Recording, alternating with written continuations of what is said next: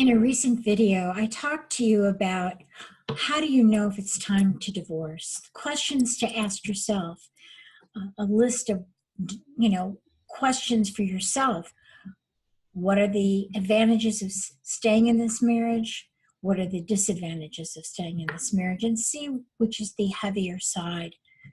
But now let's say you have decided that the best thing, the healthiest thing for you and your spouse, and perhaps your children, is for you to actually take the step in divorce.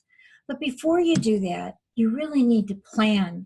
You need to plan emotionally, physically, and financially.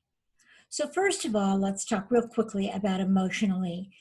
You have been together like this basket that you're tearing apart as you dissolve a marriage. And it's painful. Yes, it's painful.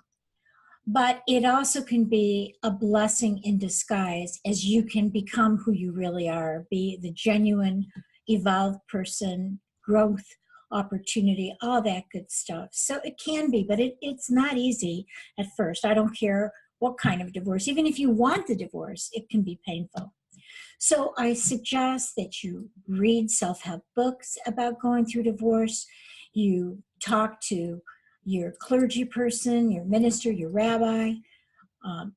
Get some counseling. Get in a support group on divorce and kind of see, is this, how am I going to get through this emotionally? Speak with family members about how they can support you. Okay. Also, you've got to be strong for your kids. You've got to be calm. The more calm you are, the more centered you are, the better it is going to be for your children as you reassure them that the whole family is going to be okay. So that's emotionally. Then you have to talk about physically. Where am I going to move, or am I going to stay here? And what am I going to do physically? Where are the children going to be? What kind of custodial arrangement are we having? Kind of go through that first before you speak to your spouse about some options that will work, that will be fair to both of you and your children.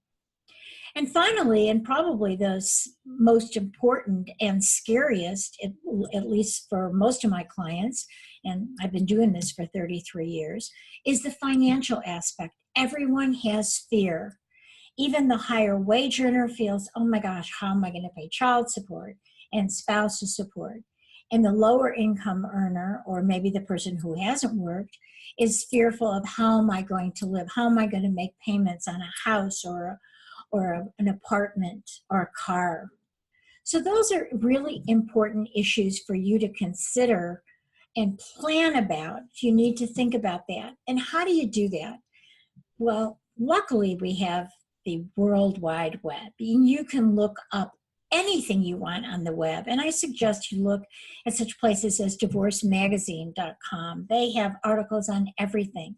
Look up articles in reputable places. Look at your county divorce website to show you what you're going to have to do, what it might cost you. And speak to people. Get your information. Be really prepared before you speak with your spouse. And I'm not talking about to sneak around, but just really, if things aren't working, you can say, things aren't working between us, and we need to think about where we're going.